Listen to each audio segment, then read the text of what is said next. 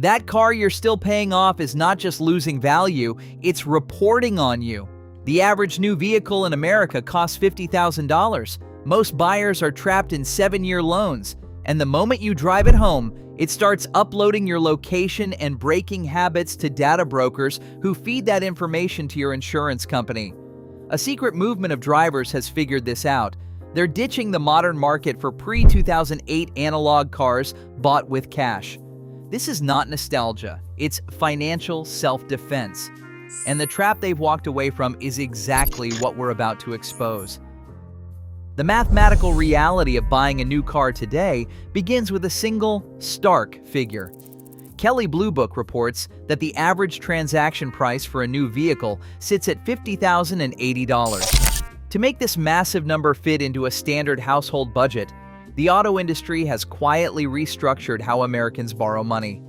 The traditional 3- or 5-year loan has been replaced by the 84-month loan. These 7-year commitments now make up more than 21% of all new car financing. On paper, spreading the cost over 84 months makes the monthly obligation seem manageable. In practice, it exposes the buyer to an incredibly expensive interest structure. With average new car interest rates hovering at 6.8%, the typical monthly payment has climbed to $770. Over 7 years, a buyer financing $45,000 at this rate will pay more than $10,000 in interest alone. This is money spent entirely on the cost of borrowing, before accounting for insurance, fuel, or basic upkeep. The real trap, however, is depreciation. A new vehicle loses roughly 55% of its value in the first 5 years. Because an 84-month amortization schedule reduces the principal balance so slowly, the car depreciates much faster than the buyer can pay off the debt. Within months of leaving the dealership, the buyer enters a state of negative equity, owing thousands of dollars more than the vehicle is actually worth. If the car is totaled or sold early, that financial deficit does not disappear. It is rolled into the next long-term loan, compounding the debt cycle and stripping all financial control from the consumer. The physical machine parked in the driveway is no longer a tool of absolute ownership. It functions as a complex software subscription disguised as a car. To cut manufacturing expenses, automakers have systematically stripped physical buttons from the dashboard, replacing roughly 30 individual analog switches with a single, centralized touchscreen. Climate controls, window defrosters, and the radio are now compressed into this one digital interface. Eliminating 30 switches simplifies the assembly line, allowing factories to run a single wiring harness instead of complex, multi-layered electrical looms. While marketed as a modern upgrade, this manufacturing shortcut creates a massive financial vulnerability for the driver. On an older vehicle, a broken heater knob costs $15 and a few minutes to fix. On a modern vehicle, if the central screen freezes, flickers, or suffers a hardware failure, the cabin becomes functionally useless. Because these integrated infotainment modules are sealed, proprietary computers, they are designed to be swapped rather than repaired. An independent mechanic cannot simply fix a cracked solder joint. Instead, dealerships mandate a complete assembly replacement. Mazda owners, for example, have documented dealer quotes reaching $3,000 just to replace a malfunctioning dashboard screen, with the physical hardware module alone pricing out at $800. Across the industry, whole unit swap bills regularly run between $3,000 and $4,000. A screen failure means the sudden catastrophic loss of primary safety controls and cabin functions. By consolidating physical switches into a single digital bottleneck, manufacturers have shifted their factory cost savings directly onto the consumer as a major, unrepairable liability. Every modern vehicle leaving the assembly line today carries a hidden, permanent link to the outside world. Industry forecasts show that virtually every new car now ships with an embedded cellular modem as standard equipment. This hardware is not an optional add-on, nor is it a feature that can be easily unplugged. It is physically integrated into the vehicle's core electronic architecture, sharing power and circuitry with the infotainment and navigation systems. This modem maintains a continuous, bidirectional cellular connection to the cloud, establishing an active data pipeline the moment the ignition is pressed. By design, the vehicle functions as a rolling sensor node. GPS receivers, accelerometers, and internal control modules constantly log precise coordinates, speed, hard braking incidents, and seatbelt usage. This continuous broadcast of location and driving behavior requires no active smartphone pairing or driver participation. Even when parked, the cellular transmitter remains active, waiting to beam diagnostic and telemetry data back to manufacturer servers. It is the default operational baseline, transforming the automobile from a private tool of mechanical transit into a permanently connected network endpoint. Once this telemetry leaves the vehicle, it enters a highly lucrative shadow market.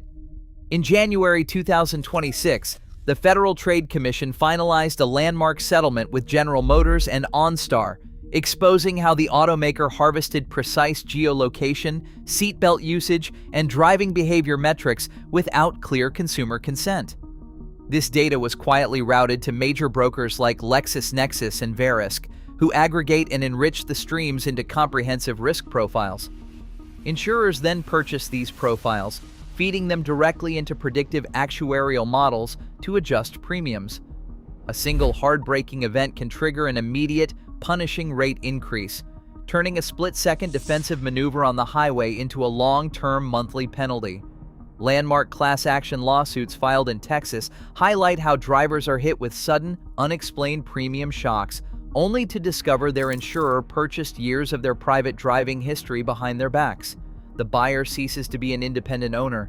They become a permanently monitored policyholder. The modern car is no longer just a depreciating asset sitting on the driveway. It has become an active financial informant, quietly raising the cost of ownership with every single mile driven. Federal corporate average fuel economy mandates, accelerated by the 2007 Energy Independence and Security Act, forced automakers to meet strict fleet-wide mileage targets. To comply, manufacturers abandoned proven, naturally aspirated four-cylinder and V6 engines. In their place, they substituted tiny, turbocharged three-cylinder units, dropping these microscopic engines into heavy, 2-ton Family S UVs. On paper, these downsized powertrains satisfy regulatory emissions targets. In reality, forcing a small displacement engine to pull a heavy vehicle requires high turbo boost, which generates extreme operating temperatures. Squeezing high horsepower from tiny displacement creates intense thermal stress and leaves zero margin for mechanical wear. The resulting fragility stems from deliberate engineering decisions rather than owner neglect. Modern engines are built to satisfy immediate laboratory compliance standards rather than survive decades on the road. This systemic shift trades long-term physical durability for short-term regulatory points, leaving the buyer to inherit the inevitable repair bills. Modern drivetrains increasingly rely on continuously variable transmissions, or CVTs, which abandon traditional steel gears in favor of a metal belt and pulley system.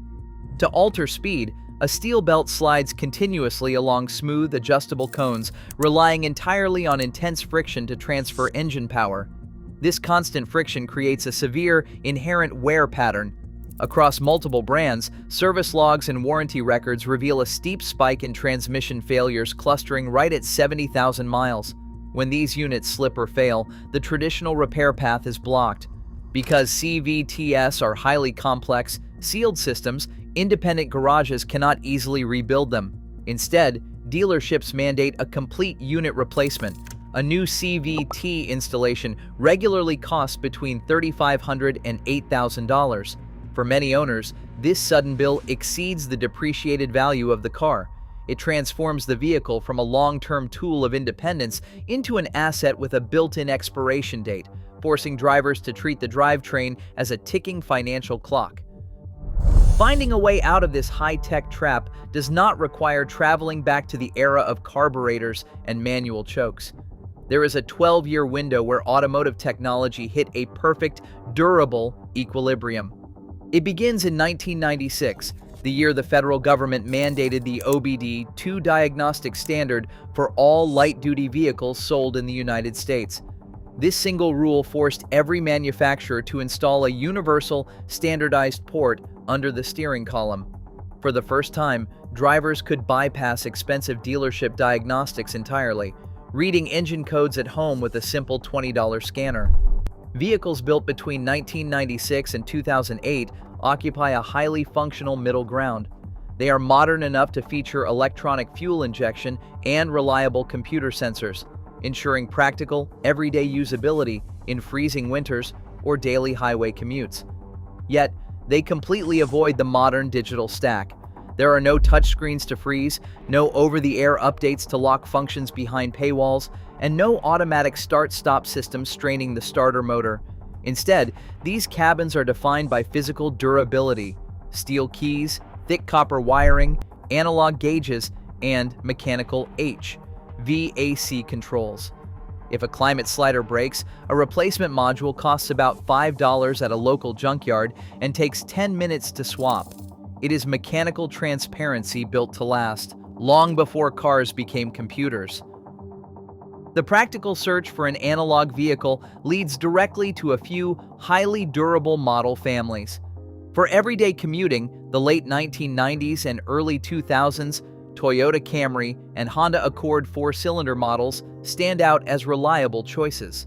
These sedans rely on a simple engineering formula: a low-stress engine paired with a hydraulic 4-speed automatic transmission. The Camry's 4-cylinder, for instance, uses a durable timing chain rather than a fragile belt. This straightforward mechanical logic frequently carries both of these sedan families past 300,000 miles with only basic fluid and filter changes. For those who need a utility vehicle, late 1990s Chevrolet and GMC trucks equipped with the 5.7-liter Vortec V8 offer a massive mechanical advantage. They predate General Motors' later cylinder deactivation software, avoiding the complex active lifters and sudden oil consumption issues that plague newer V8 platforms. These trucks use a solid cast iron block built to work indefinitely without electronic interference. If upfront cost is the primary barrier, the Ford Panther platform represents an incredibly tough, highly affordable option. Comprising the Crown Victoria, Grand Marquis, and Town Car, these vehicles combine body-on-frame construction with a low-stress 4.6-liter V8. They were built to survive the relentless, round-the-clock abuse of police fleets and taxi service, making parts incredibly cheap and widely available. Clean, running examples can still be purchased for under $4,000, providing reliable transportation for less than the tax on a new SUV. Each of these machines operates as a simple, durable tool, offering a predictable path to ownership that completely bypasses the modern dealer network. Executing this exit strategy requires bypassing the traditional automotive retail complex entirely. The safest, most direct route starts on private seller platforms, looking for clean, running vehicles priced around $5,000 in cash. This single decision completely removes the high-pressure dealership environment, where finance managers use aggressive, predatory tactics to secure long-term debt. By dealing directly with an individual owner on local classifieds, the entire transaction remains simple, transparent, and completely off the dealer ledger. Finding a true pre-spy vehicle requires a physical inspection of specific analog components. First, check the ignition. The car must use a traditional metal key that turns a mechanical cylinder, rather than a digital push-button start. On the dashboard, look for chunky plastic dials for the heating and air conditioning, and a traditional gear shifter connected directly to the transmission by a physical steel cable. These simple mechanical components are immediate visual indicators of physical durability. The absence of an embedded cellular modem is what permanently severs the modern automotive data pipeline.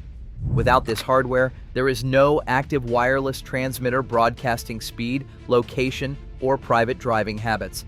There is no manufacturer tracking layer, no background telemetry feed transmitting information to insurance databases, and zero risk of a remote kill switch disabling the engine from a corporate server. This total electronic isolation restores complete, unmonitored ownership. When maintenance is required, independent mechanics can service the vehicle using standard, non-proprietary parts without needing expensive software subscriptions, proprietary digital scans, or factory authorization codes.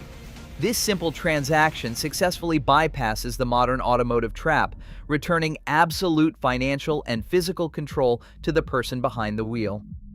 Opting out of the modern automotive ecosystem requires a clear understanding of what is lost. Choosing a pre-2008 vehicle means walking away from 20 years of rapid safety development. Drivers of these older models do not have automatic emergency braking or active lane keep assist systems to intervene during a moment of distraction. Older crash structure standards are a real compromise, offering less cabin protection in a high-speed side impact or rollover collision than a modern multi-airbag platform. But for those who accept these risks, the returns are immediate and highly predictable. The choice replaces automated driver assistance systems with complete physical autonomy. There are no monthly subscription fees to access basic comfort features, and no over-the-air updates to lock systems behind digital paywalls. Mechanical maintenance becomes a predictable schedule of physical wear items, plugs, belts, and filters, rather than a succession of mysterious, diagnostic-defying software glitches. Economically, these older vehicles represent a stable asset. While a brand new vehicle depreciates immediately upon leaving the lot, a desirable, well-maintained analog model can hold its value or even appreciate as demand grows. The buyer ceases to be a trapped consumer, yielding recurring revenue to a corporate server, and becomes an informed chooser who understands the math, weighs the compromises, and reclaims complete control. Ditching the modern car market is no longer just a financial choice. It is a quiet rebellion for personal autonomy. When ownership is replaced by surveillance, a simple machine becomes a radical act of freedom. The true cost of a new car is your independence. Would you drive an analog car? Share your thoughts below.